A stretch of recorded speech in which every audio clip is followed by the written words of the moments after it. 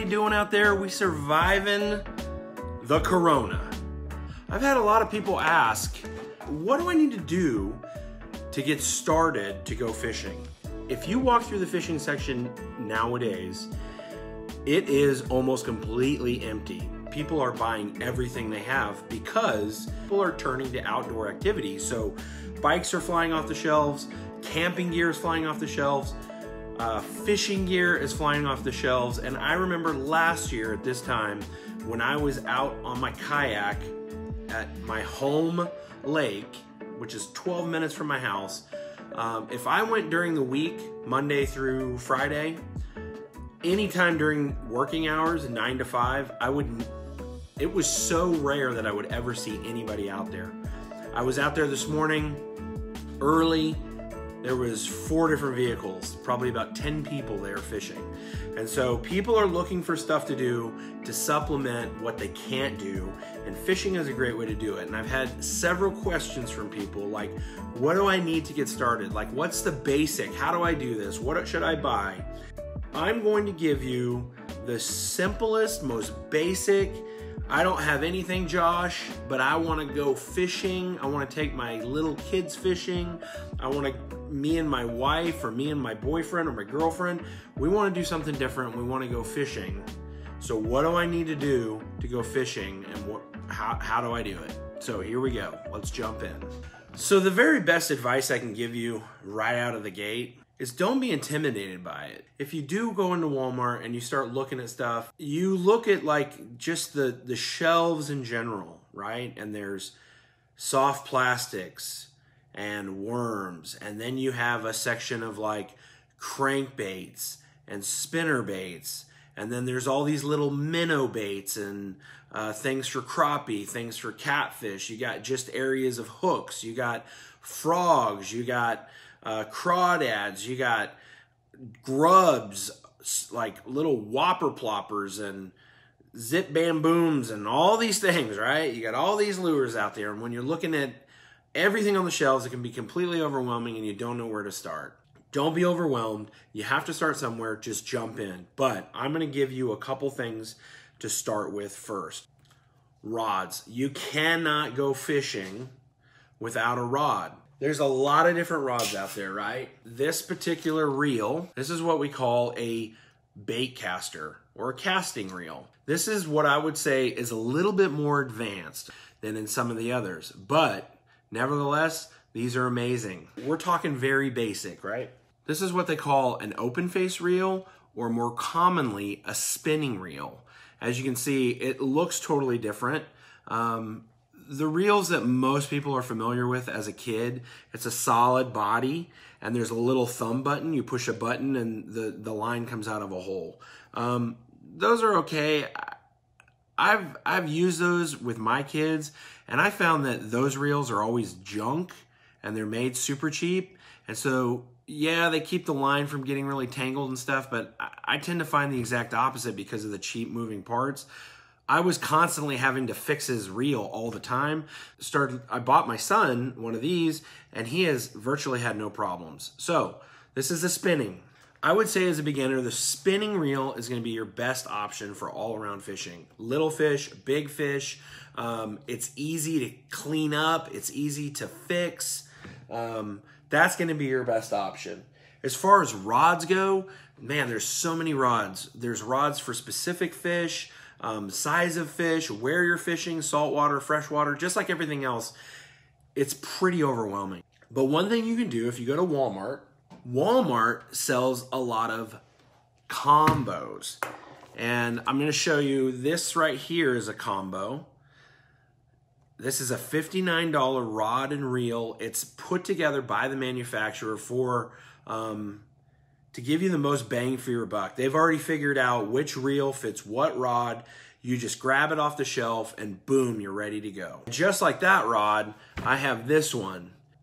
It's a name brand rod, but as you can see, it's all matching. And I actually got this for Christmas from my daughter. She loves me very much and I love her. And so she bought me this amazing rod and reel combo. This one was already ready to go. Okay, it didn't have line on it, but in most cases, some of the rods that you're gonna find at Walmart will have line on them. Me personally, I just take that right off and put on some good stuff, but it could be ready to go for you. So this is a good way to do it because then you get the rod that matches the size of the reel. They've already done the thinking for you. You can find a pretty decent one, I would say, for 40 or 50 bucks. You can't beat that. Even if you only use it a few times, it's probably well worth the money. I mean, think about how much you used to spend to go to the movies, right? And all you get with that is, you know, you just take the memory home with you. But this, not only do you get the memories, but you have this, and if you take care of it, this sucker will last forever. So I don't want to spend a whole lot of time on rods. It'll say, in most cases, it will say right on here, there's like writing on here what it is. Medium, heavy, ultra light, a good all around. I would go with a medium. This one is actually medium. A medium rod is a great all around fishing rod. If you're catching bluegill, if you're catching bass, it's a great all around rod. Easy. So let's talk lures a little bit. For somebody that's just starting out, I would say there's a couple basics that I would start with that are going to be real good for catching fish. And if we're talking about going to Walmart and buying fishing gear, this right here, this is called a spinnerbait. This is $1. $1. It comes in multiple colors. Literally, there's so many different colors. But these are really good. I use these for absolutely everything. I've caught bluegill on these, bass, catfish. Generally speaking, I'm always fishing for bass, but I've caught everything on these. This blade gets their attention. It moves through the water well. They're easy. You literally cast them and reel them, and that's it. There's not a lot you have to do. Very easy. You tie it on. There's nothing additional. Great starter lure. Secondly, especially if you have little kids, this is what we call a jig head. You tie that on the line, and then you use one of these, which is a minnow. All of these are little soft plastic minnows, and they come in every color you can think of. You can tell your kids, pick what color they want. So, this is a good color right here. This actually looks like the color of a minnow. Once you get one of these guys tied on, and you've got your minnow, you're just gonna take it and you're gonna poke it right through his little nose. I don't know if you can see that, all right? And then I'm gonna turn it up. Right there, see, I'm about halfway. Turn it up, and then I'm gonna slide that all the way up where those little keepers are at. That's what those are called, little keepers right there. Okay? So there you go. It looks, when this is in the water, it looks like a little fish swimming. And big fish like to eat little fish. That's just the way it is. This right here is perfect for little kids. It will catch bluegill. It will catch bass, white bass, crappie, you name it. It's easy to use. You cast it out and you can just swim it back. You just reel and there it goes. You just swim it back to you. But this right here, this will catch just about anything. Super basic, super easy. So once you kind of decide what you want and what kind of lures you're gonna use, you're gonna need something to put them in. I would just, if you're starting out simple, opens up, it's got room for all kinds of stuff. Now here's the thing, if Walmart's sold out of the tackle box, go to the art section, which I know the art section right now is being blown up as well. People are getting awfully crafty right now. But you can use, there's like, if you go to Home Depot, you can use a little toolbox, you can use a craft box, whatever. They sell a lot of like these. It's got plenty of storage for all your little minnows and your little jig heads, and you're gonna need something to carry it in. If you just leave it in a Walmart sack and take it with you, it's gonna drive you insane because stuff's gonna get hooked. And this is really cool. I don't know if you can get them around here, but this cuts line. The other thing that you can use is clippers, oftentimes, depending on the line that you're using, which in most cases, the line that I'm gonna tell you to get, you're gonna be able to cut it with this, and that's good to have. These are a pair of needle nose pliers. This particular pair has a cutter on it, so you can cut line, but it is very important that you have some sort of pliers, probably needle nose, in your tackle box. Oftentimes, if you catch a fish and it goes too far down into their throat, you're gonna wanna be able to get the hook out, and this is a great way to do it. You can't get your fingers in their mouth sometimes, and you don't wanna be stuck out there with a hook stuck in a fish that you can't get out. Even sometimes like in the corner of the mouth, it's just really hard depending on how they got hooked. So you can use this, get it in there, and really torque it out. So make sure you have a pair of needle nose pliers. You can buy cheap basic ones for I think $3 or $4 at Walmart. So throw those in your box. Okay, as far as line goes, man, there is so many different lines out there. There's spider wire and Berkeley and braid and monofilament and fluorocarbon and Bass Pro brand. Like, there's so many different brands. There's so many different types. I would say you want to find just a very basic monofilament. It'll say on the front of the box monofilament or mono, M-O-N-O, somewhere between 8 and 10 pounds. That's a good all-around line. It's not too heavy, it's not too thin. If you're targeting just little tiny, what we call panfish, bluegill, sunfish, perch, things like that, then I would go with maybe a 6 pound, a 4 pound, or a 6 pound. Usually right at about 8 pounds is a good line weight for just all around basic fishing. Man, I really got I'm like a golfer or a fawn. I got like this tan here, and I'm just so white right here. But anyway, brand, it's just up to you. So I would say once you get your line and you've got your rod and your reel, find a nice combo, whatever's in your price range. I will tell you that you kind of get what you pay for, but if you're just starting out and you've got a very limited budget, you know, somewhere around $30 or $40, you can get something relatively decent, maybe $5 to $10 for some line, and then you can literally spend on some of these jig heads, these little soft plastic things, and maybe some spinners. I mean, you're looking at probably 10 or 15 bucks there. $4 for some pliers, 10 bucks for a box. I mean, for 50, 60 bucks, you're gonna have everything you need to go camping for the weekend and catch some fish, I promise you. So the next thing we need to do is I'm gonna show you guys how to tie a lure on. Okay guys, so you've got your jig head picked out, right? And I've got my line on my, it's very hard to see, I got my line on my reel, my rod and reel, and so I'm gonna tie on this lure. There's so many different knots out there, but I'm gonna show you the one that I was taught when I was a kid, and for catching small fish, bass, things like that, it'll handle more than enough. All right, so this is a fisherman's knot. I'm going to show you how to do it. All right, so I got my little jig head here. I'm going to take the end of my line, right, and I'm going to go right through that eyelet. That's called the eyelet.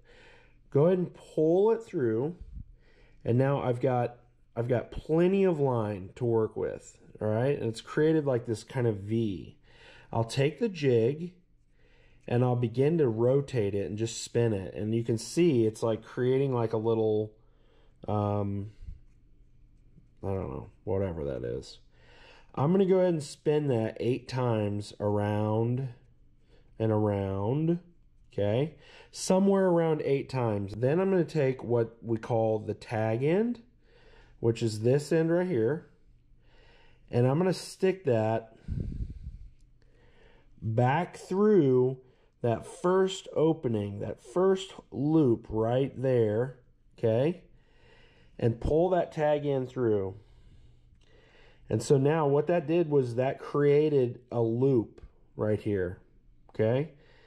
And then I'm going to take that tag in and go right in between that loop, okay?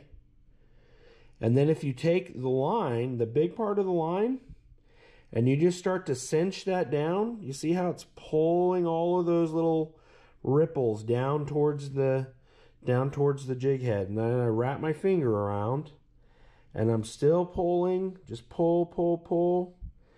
And then you can see it made like a little almost like a noose, right? I'm going to pull that tight. There you go. And then this little tag end, I'm going to take my clippers and I'm going to come up here and I'm just going to snip that off. And I left a little bit there. So that's it right there. Now that lure's tied on. So now what I'm going to do is I'm going to pick, I don't know, one of these. This is a fun little guy. And what I always do is I think about, like, this is the way the fish looks in the water, right? If this was a real fish, it would look like this. That's its head. And so what I do, just to make sure I'm putting it on right, because a lot of times if you go this way, then you get it on there and you find out, oh, it's upside down, right? In order for it to swim correctly, the way that I want it to work, I hold it up and I just kind of back it off. And I know if I go in this way and I spin this guy around and I want to try to keep it, I want to keep that hook centered on its back, and I poke it through and then push it right up on those keepers. There it is. That's how it'll look in the water as it's swimming. And the fish is going to come up. Usually they'll hit at the head, but it'll come up. And then when you go to set that hook, watch out, baby. Fish on. But it's super simple. Even with the spinnerbait, okay? You're going to do the same thing right here. That's where you're going to wrap your line through. Even though it's not an actual loop or an eyelet like this guy has, you just go right through here and you'll tie that knot off here, and this is where the line will come off. So when you go to drag it through the water, it swims like this. So that's pretty much it, guys. I will say this. There's a 99% chance that you won't catch a fish unless your lure's in the water. And I've had people tell me, well, Josh, there's a 100% chance that you're not going to catch a fish if your lure's in the water. But then I saw this. Wet. Oh, there we go. When you get out there, don't get discouraged. A lot of times with beginners, I see them fish for 5 minutes and then they want to change the lure, and then that doesn't work, and then they want to change it again, and that doesn't work, and they didn't change it again. And so you spend, you go fishing for 3 hours, but you spend 2.5 hours of it picking something out and then tying it on because it's windy and you're not used to it, and it just takes longer. But go with something and fish it for a while. Work on speeding up. When you're reeling it, speed up, slow down, pause, like go a little ways, stop. Go a little ways, stop. Try different things, because fish will bite one way on this day, and then the very next day, they won't bite that way. That's all part of the fun about fishing. If you could go out and catch 100 fish every day, there wouldn't be any sport in it. Where to fish? Check online. Go to like your state wildlife website. You can even call the office. There's a wildlife office in most big cities or in certain areas. Call them up and ask them where the public fishing's at. Make sure that they're, stay away from private property stuff. There's plenty of public waterways out there. A great place to start if you're bank fishing. I fish on a kayak a lot. It opens up a lot of area that I wouldn't ordinarily be able to get to from the bank, but I've caught a lot of big fish fishing from the bank. And the bank is a great place to fish because it provides food for fish. Oftentimes where you have water coming in on the bank or into rocks, there's a lot of bugs. A lot of bugs produce a lot of little fish. A lot of little fish produce big fish. And so the food chain just seems to work out that way.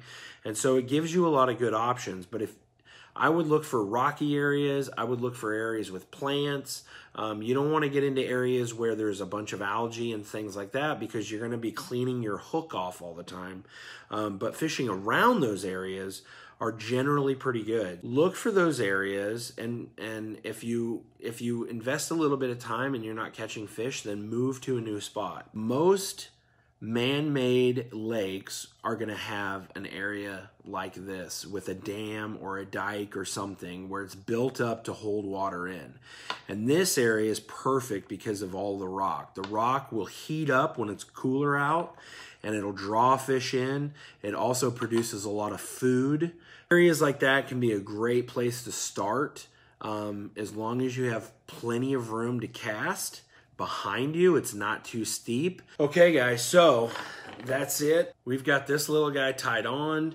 I've got my rod and reel ready to go. As far as when you get out there, how do we start casting? How do we get this thing way out there? You see other people and they're like throwing this thing a mile into the lake.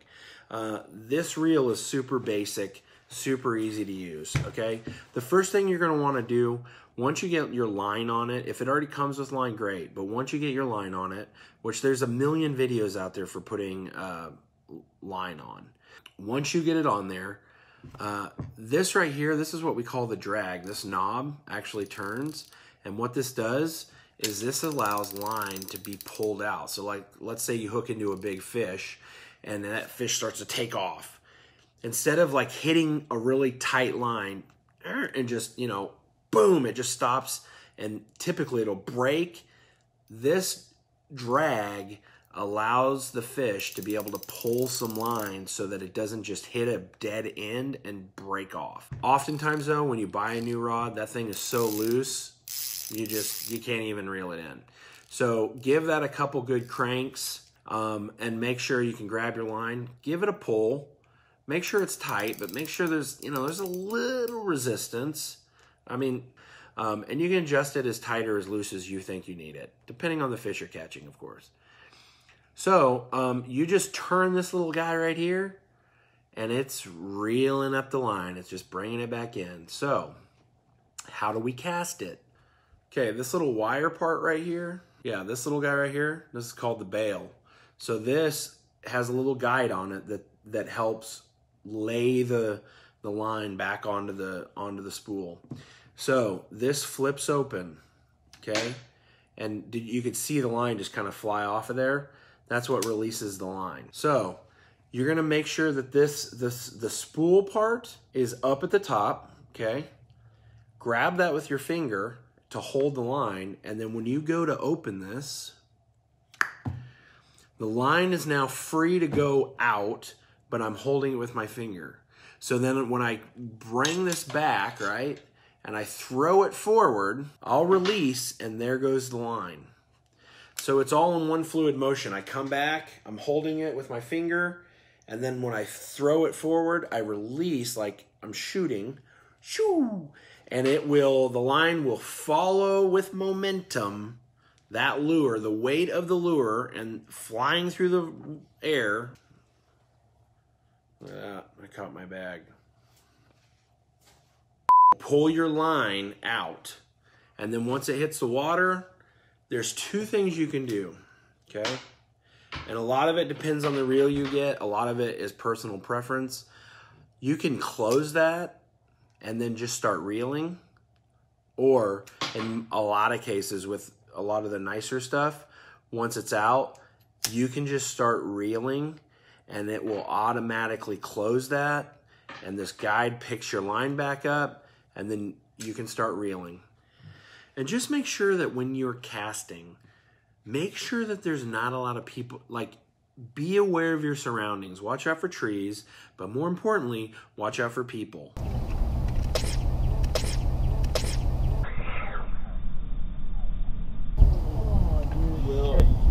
Make sure that you have plenty of space on your backswing or your side swing or whatever you're doing so that you don't hook somebody in the face, because that ruins the day. Pretty simple stuff. Very basic. The more you use it, the more comfortable you'll get and the better you'll be with it. So what I would say is, once you go get your stuff at Walmart, you got all your gear and you put something on here, take this guy out to the front yard and just throw it a few times. Your neighbors might look at you a little funny, but that's okay.